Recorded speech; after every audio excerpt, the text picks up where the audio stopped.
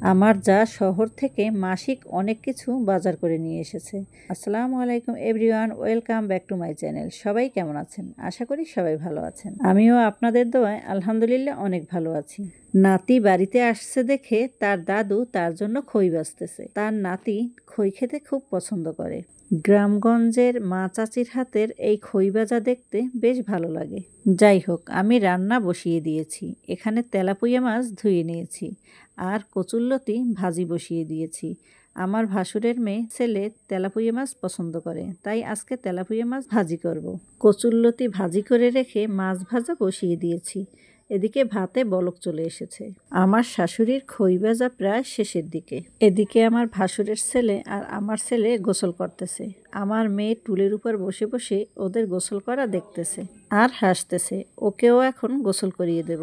এদিকে আমার রান্না হয়ে এসেছে। আমার বড় যা শহর থেকে মাসিক বাজার করে নিয়ে চলে এসেছে।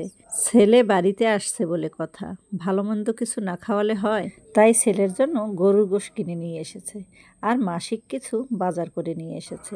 যাই হোক, আজকের ভিডিও এই পর্যন্ত। আমার ভিডিও যদি আপনাদের ভালো লেগে থাকে বেশি করে লাইক এবং কমেন্ট করবেন। আর আমার চ্যানেলে যারা নতুন অবশ্যই চ্যানেলটিকে সাবস্ক্রাইব করে রাখবেন। ভালো থাকবেন, সুস্থ থাকবেন। আল্লাহ হাফেজ।